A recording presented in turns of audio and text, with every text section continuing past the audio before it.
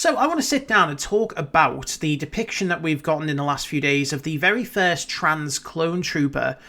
Just talk through some of the issues that it's caused with the usual suspects online, and talk about the implementation of, again, things like gender ideology, sexual identity in Star Wars, whether I want more of it, how would I do it, But a bit of background first and foremost on this. Again, there's been a visual guide released in the last few days called Secrets of the Clone Wars. And it's a really interesting kind of concept. It's a book in universe written by Rex about his experiences through the Clone Wars, with his fellow clones. And, talks about events and individuals and battles and things like that. And in my mind, it's so that he feels like the clones won't be forgotten. Because you think about it, by the end of the Galactic Civil War, which is when this is supposed to be written, the majority of clones are either dead or long forgotten. Because they live very short lives, half the sort of span of a normal person. And again, the galaxy has kind of moved on from them. And so in his mind, I think he's wanting something documented so that their sacrifices are not forgotten. That someone remembers and is able to read about what the clones did in their very short time in the galaxy. And so, as I mentioned, in that, he talks about different characters, and there is a mention and a picture of Sister, who is the very first mentioned trans clone trooper. And I think, firstly, looking at the design, I think this is a fantastic design. I think it looks fabulous. The braided hair, the kind of the colours on the armour, absolutely fantastic. And this was taken and kind of made a little bit more realistic. It was actually a commissioned bit of artwork by the original author of the novel Queen's Hope, which is where Sister first appears. Again, we just get an appearance and a few interactions in that novel of Sister. And afterwards, the author commissioned some artwork. And then what they've done is taken that artwork and just kind of touched it up, made it look a bit more realistic. And what we get now is, again, the artwork in the book. And I think it looks absolutely fantastic. I really, really do. But as mentioned, it has caused a little bit of a stir with the usual suspects, those very vocal but minority elements in the online community. And the people who just seemingly hate Star Wars because they love to hate things, especially if you do mix in trans people, women, people of colour, they love to kind of hate on anything like that. And again, I'm not trying to attack people who don't like Disney, don't like, what Disney has done with Star Wars. It's specifically the people who are going online and saying, how dare they put this woke trash into Star Wars? How dare, they make a trans clone trooper?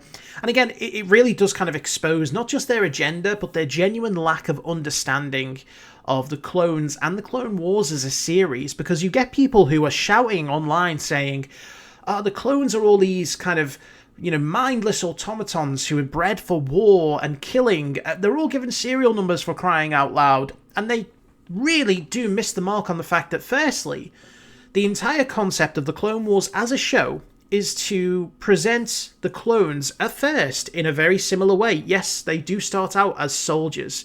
Very little individuality between them at that point. But all the way through the show, you see them all start to develop and break the mold of, what's expected of them. They become their own people. Hence why they pick their own names. They draw on their own armor, things that they like, and that is different. No matter where you look, every clone is different. Even the way they sound is different. And this is something that I've said, that D. Bradley Baker deserves all the plaudits in the world to make the same person sound so different hundreds of times over. He deserves all the credit for that, because he really does show such individuality, even just in the voice. So it makes sense that if there are clones out there who like different things, there are going to be clones out there who not just break the mold of personalities, but break the mold of sexual identity as well. And by the way, some people are screaming online about DEI and diversity and woke agendas. You think that they were trying to turn the entire Grand Army of the Republic gay? It's one clone trooper out of millions and millions who just happens to express, a sexual identity different than, what they were born as. And I think that kind of just goes to show that they just hate for the sake of hating, because either, there is a grift to be had, or they just are genuinely hateful and sad people.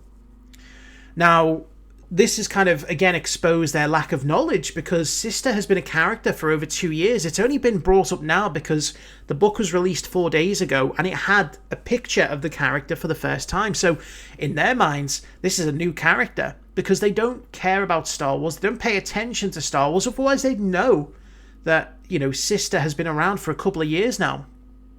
And no one's been bothered. No one has been bothered by the idea of a trans clone trooper. Because realistically, why should it bother you? Just as, why should trans people in real life bother you? They're just doing their own thing, being their own person, live and let live. If no one's getting hurt, what is the issue? That's always been my kind of, mantra in life. Don't hurt anyone.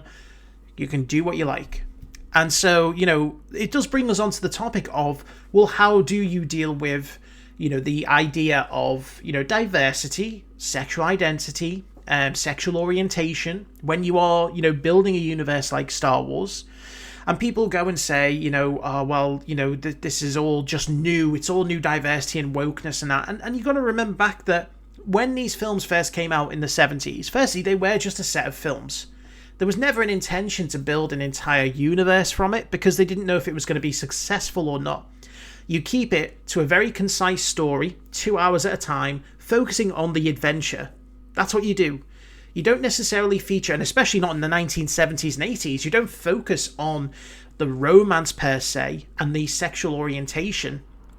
And again, it may have felt like a white man's galaxy at that point, and that's because it was filmed in London in the 70s, where the racial diversity of actors was not exactly, something to be shouted about. It was the vast majority of white men, because that was the way things were in the 70s in London, which is where the films were made. And over time, we've seen it start to get more diverse as the kind of universe has expanded and they've started to tell more stories. It's expanded. It's allowed more kind of diversity in there, because that's natural. It's absolutely natural that as we become more accepting as a culture, as a society, you're going to reflect that in the Star Wars universe. And that's what it should do. Star Wars should reflect our real lives, because that's the way it's always been. And so now, should we have more trans people, more gay people, more women, more people of colour? Absolutely. I say go for it. I say go for, the representation. Do it in a way that makes sense, that doesn't feel forced. Because, again, if you don't do it correctly, it can feel forced, But have it be put in there so that the story doesn't revolve necessarily around the identity of the person, but the identity of the person serves the story. That's the way to do it for anything. It's not just Star Wars. Some people do it better than others. But again, there's absolutely no issues here with the trans clone trooper. It is just literally mentioned that she's different because she is different. But it also talks about how she was so well accepted by, the other clones. There's a great insert on, the book, the original book, which again is called Queen's Hope. And again, from 2022.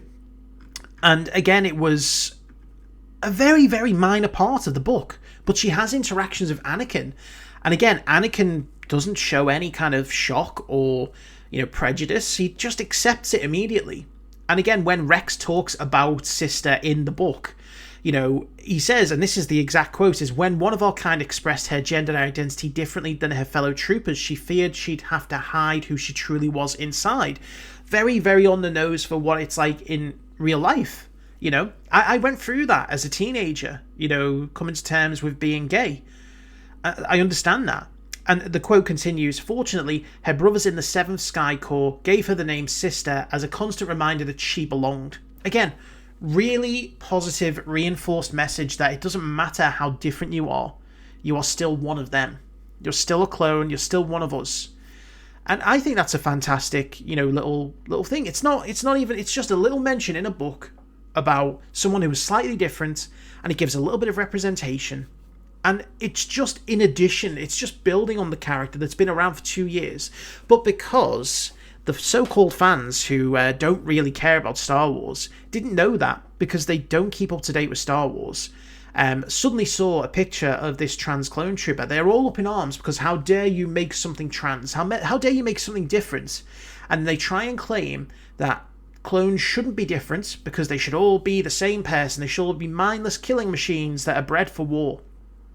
They probably never watched the Clone Wars because, once again, the Clone Wars was a journey of those clones going through a traumatic experience, reflecting their own personal individuality, and again, embracing that, becoming their own people, showing the humanity of war and the fact that you've got droids versus clones and how very much on both sides they, at times, were treated exactly the same as disposable and not people.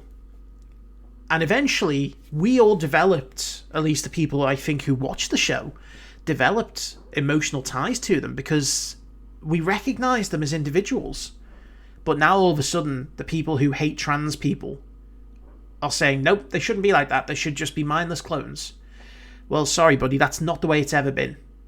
And if you can't understand that, then I don't think you've been watching Star Wars. Or at least you've not been understanding Star Wars and the story it's been trying to tell with the clones. So, for me, the bottom line is, go for it. Give us more diversity. Give us more trans characters. Give us more, unique characters. I don't want the same thing over and over again. Give us individuality. Give us representation of real life.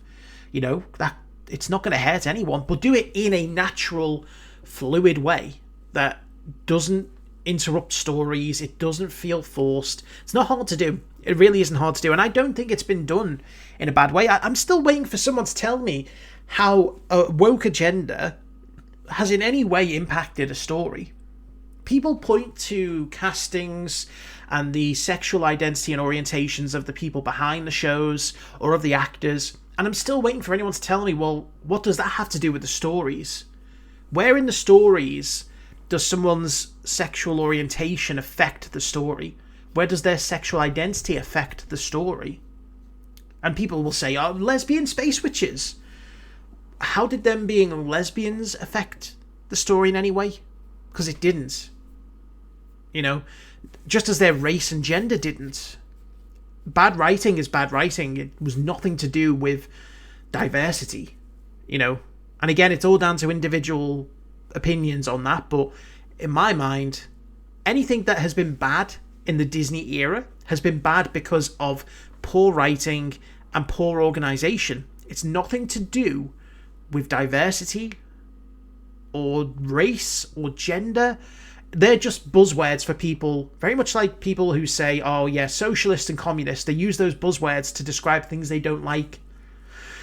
So that's my thoughts on that. Again, I'd love to know what you think of it. Specifically the design. I love the design of Sister. I think it's a really great kind of depiction of, how firstly a trans clone trooper might look, and incorporating those colours into the armour I think is really, really cool.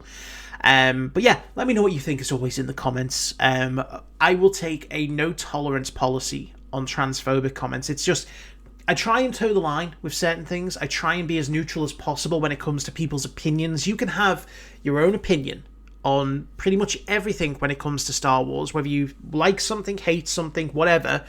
But when we start to get into the realms of racism, trans, phobia, it's just no tolerance. We step over a line then. So again, I always ask, be respectful in the comments.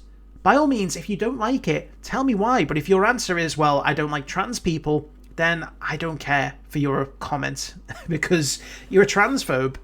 Anyway, thank you for watching. I will see you for the next video.